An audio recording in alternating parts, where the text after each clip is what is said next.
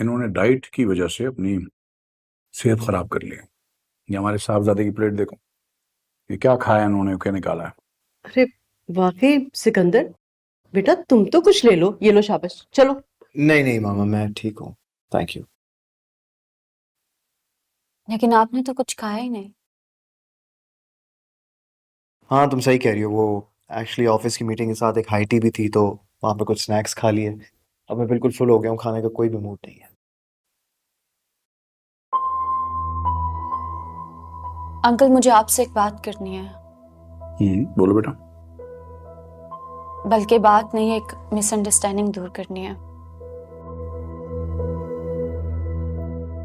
वो उस दिन ऑफिस में जो भी हुआ साहिल के साथ, उसमें मेरी गलती थी, उसकी कोई गलती नहीं थी। बल्कि मैंने जानबूझ के गुस्से में उसे ब्लेम किया था। शबाब, बेटा इस तरह से किसी को ब्लेम करना, किसी पे बोहतान लगाना, ये बहुत गलत बात है। बल्कि ये तो गुनाह है बेटा। मेरा ख्याल से तुम्हें ऐसा नहीं करना चाहिए था।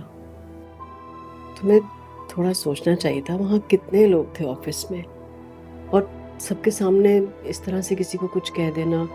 सिकंदर था वहाँ पर, समी थे वहाँ पर। आई थिंक बेटा तुम्हें सोच समझ के बात करनी चाहिए थी। आप बिल्कुल ठीक कह रहे हैं आंटी। वैसे मामा, जब रुबाब अपनी गलती एक्सेप्ट कर ही रही है तो आई बिलीव इस बात को जाने दें। और जहाँ तक साहिल की बात है, तो मैंने उसे अभी तक जॉब से नहीं निकाला। उसे दोबारा ऑफिस में लाने के लिए मुझे फिर भी आपकी इजाज़त की ज़रूरत है। नहीं, मेरा नहीं ख्याल इसकी ज़रूरत है। देखो बेटा सिकंदर, ऑफिस में इतने सालों से लोग हमारे साथ काम कर रहे हैं, आज तक कभी किसी ने हमसे ऊंची आवाज तक में बात नहीं की है।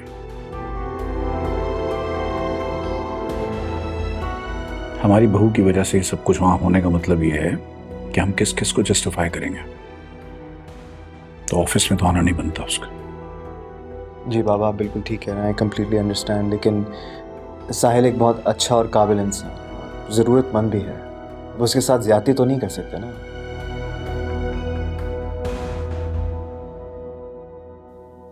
ठीक है, तुम ऐसा करो कि ऑफिस में तो नहीं, उसे साइट वर्क पे कहीं लगा दो। नहीं एक्चुअली बाबा, मैं चाहता हूँ कि वो मेरे साथ यहाँ हेड ऑफिस पर।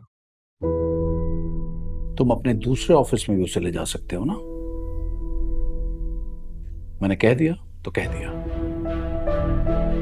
इस ऑफिस में अभी उसके लिए कोई जगह नहीं है। खाना फिनिश करो।